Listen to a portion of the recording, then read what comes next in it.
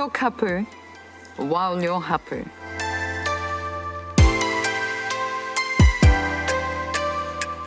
But the whole extended family and whānau is going to have an impact on that dyad, that parent and child interaction, but maybe no one more so than the partner. So that partner is equally bringing their own whakapapa, they're bringing their own history, they're bringing their own experience of their first 1,000 days. So it's really, they are usually the main support for that, what is usually mother and baby unit. So how well they're supported, the stories that partner carries, the beliefs they have about parenting, the core beliefs they have about how you be a person in the world, that's going to be hugely, influential on the child's outcome.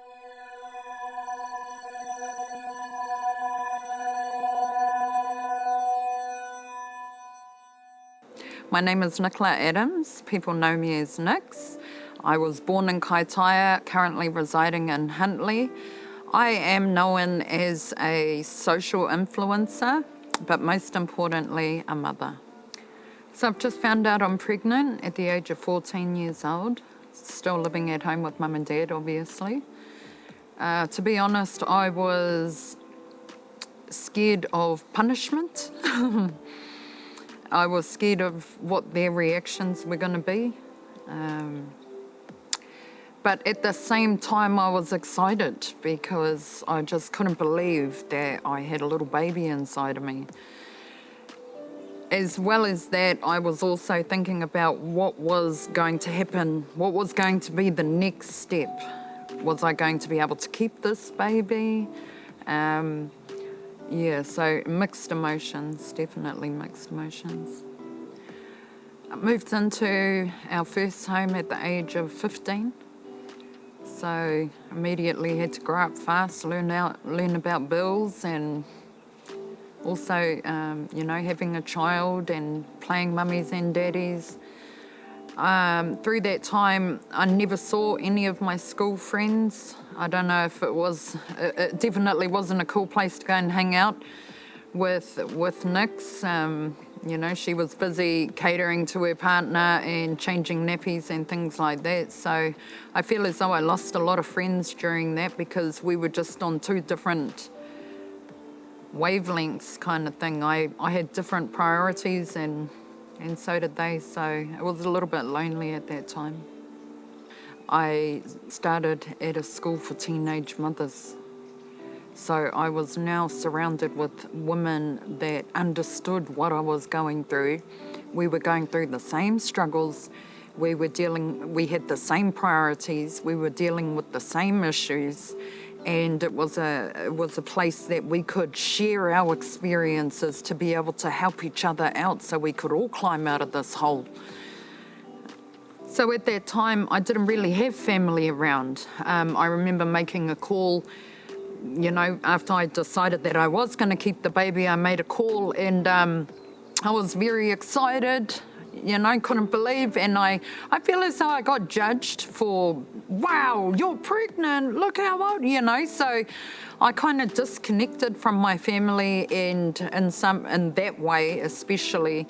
And it wasn't until I started at the school for teenage mothers that's where I felt like this was my tribe. None of us were related, and that didn't matter. We all had things in common, and that was that we were going through this teenage pregnancy and we were young mama, and we were able to share. There was no judgment or anything. So that's why I was able to connect and it was just a positive environment. Going through domestic violence, I put it down to we were both very young, very inexperienced, probably too much of the opposite. Just have this big idea of what things should look like, big expectations, and pretty much just not being able to live up to them, which caused frustration between us. So I can only speak on my behalf in terms of how or why I stayed in that relationship. It was because I was not the breadwinner.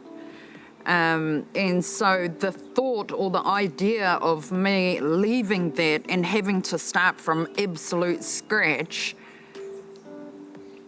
scared me to the point where I just thought maybe it's not that bad. Because this idea of having to go out here and do everything and start from scratch, that's daunting. This isn't that bad. I'm sure I can just push on through and we're going to see, better days. And it just didn't work out like that. Being the eldest in my whānau, I feel like in my younger days was a little bit unfair. And because of that, I held on to so much blame for years and years and years. And it's actually not until I'm an adult now and I reflect back on that, I think to myself, my mum did the best that she could with the tools that she was handed. There is no way that she could have taught me any different because she was just utilising the resources that she had been handed. When I reflect back on my life, things that I would probably have done differently, I can't think of any. It's not until now, at the age of 34, when I think about it, everything had to happen that way. Everything, the downfalls, the struggles that I wished I had never been through, I look back at now, I would not be who I am today had I not walked that path. So the biggest things that I have learnt is that in order to get a rainbow, there must first be a storm. And and that's what I believe. My word of wisdom is don't be so hard on yourself. Allow yourself 5 minutes to be emotional, and then it's straight back to being gangster. I am a strong individual. I am fiercely independent. I am Nicola Adams.